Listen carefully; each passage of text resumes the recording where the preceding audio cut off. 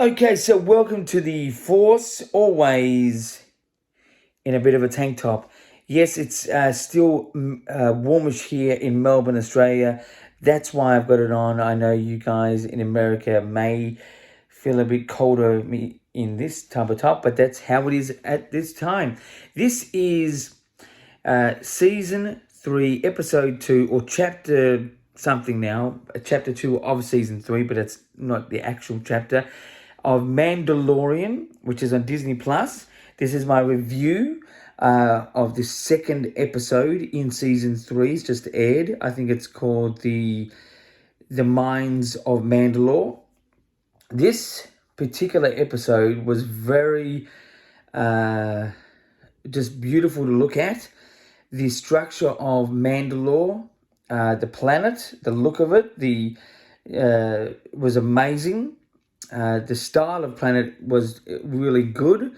It really suited that Mandalore sort of look, or Boba Fett technically, sort of feel of things. It sort of had a Aliens meets Superman, the original Superman type of feel to the planet. A lot of green light effect in the actual particular episode, which gave it a cinematic feel, but it sort of was a little bit jarring at times. The lots of Baby Yoda in this one, or Grogu as you would say, sort of being cutesy and sort of protective, and it was good. I think the actual episode I give 7 out of 10. It was a nice, solid episode again. It had some great, sort of visual and action type sort of sequences. And I think the very last point of this particular episode, now this is going to be a bit of a spoiler.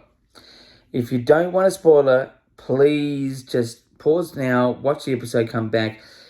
There's a creature at the bottom of the river, or the waters of Mandalore, where this guy's being worked on, and she, Bo-Katan, the person trying to save the particular Mandalorian, comes across a big monster-like creature. This creature looked very much like the symbol of a Mandalorian, which to me is sparked a lot of intrigue, unexpected sort of reveal, and maybe we can get some more information about this, which would bring reason to the actual logo of the Mandalorians. And yeah, so it was really, really interesting. It was interesting that the creature didn't really attack Bo-Katan, so it's obviously a peaceful type creature, and it seemed to be a bit dark and lonely down there, sort of hiding away. So one of those mysteries and secrets of Star Wars that could be interesting. So this episode, 7 out of 10, it sort of had a medium pacing, which is good. Visually beautiful, good story. I thought, I didn't know how to take Bo-Katan wielding the Darksaber again.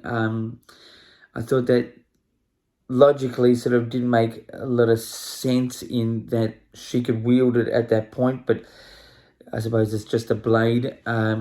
She can't really possess it, but we'll see what that turns out for the future story. Any other points? The music was really good.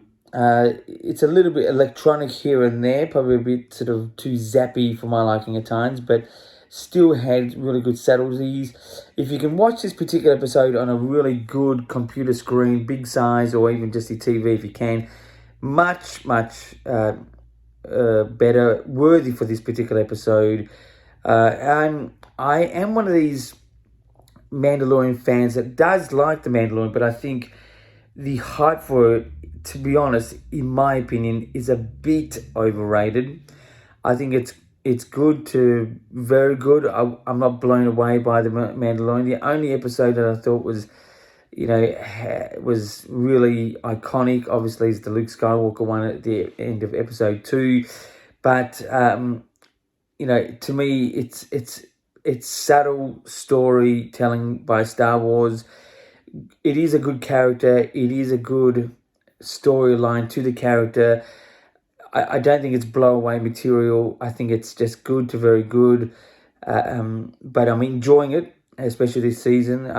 Lapping it up. But I think the Bad Batch that comes out at the same time is going to be feeling the effects. I did manage to watch the Bad Batch last week, and it's actually a really good episode. It's starting to dive into the cloning process of the whole Empire after it sort of gave away its cloning idea to stormtroopers, like the clone troopers.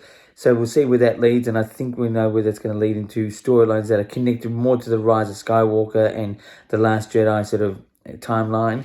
So that would be interesting to me. I would love that universe to be connected, the Last Jedi and the Rise of Skywalker period to the Attack of the Clones sort of period.